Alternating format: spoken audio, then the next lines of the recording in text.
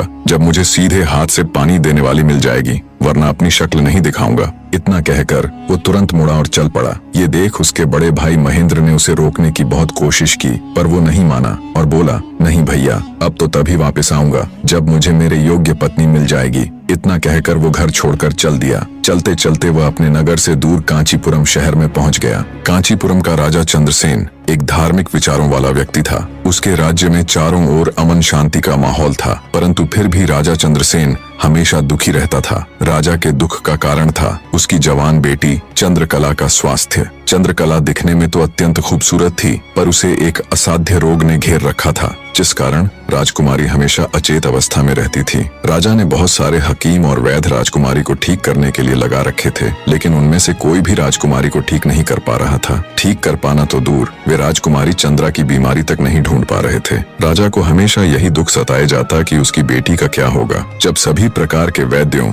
हकीमों और पूजा पाठ, तंत्र मंत्र से भी राजकुमारी चंद्रकला को कोई फायदा नहीं हुआ, तो राजा ने अपने राज्य में यह घोषणा करवा दी कि जो व्यक्ति मेरी बेटी को ठीक करेगा, मैं उसके साथ ही अपनी बेटी चंद्रकला का विवाह कर दूंगा और उसे अपना आधा राज्य भी दूंगा। लखन जब राज्य की राजधानी में पहुंचा तो उसने देखा कि वहां हर तरफ राजकुमारी की चर्चा हो रही थी। राज्य का हर कोई व्यक्ति राजा की घोषणा और राजकुमारी की बीमारी की बात कर रहा था। जब लखन ने एक व्यक्ति से इस बारे में पूछा तो व्यक्ति ने राजकुमारी की बीमारी से लेकर राजा की घोषणा तक का सारा किस्सा लखन को बताया। सारी बातें सुन लखन कुछ देर वहां खड़ा विचार करता रहा। फिर कुछ सोचकर वो राजमहल की तरफ चल पड़ा। एक जिंदा सांप राजा की लड़की के पेट में रहता था। सांप ने राजा की लड़की को अपने वश में किया हुआ था। जब रात होती तो वो कुछ देर के लिए राजकुमारी के मुख से बाहर निकलकर जंगल की तरफ चला जाता और सुबह होने से पहले ही वो फिर से उसके अंदर चला जाता। राजकुमारी इस बात से बिल्कुल अनजान थी कि उसके अंदर एक सांप ने डेरा डाला हुआ है। अनजाने में वो पूरी तरह से उस नाग के वश में थी।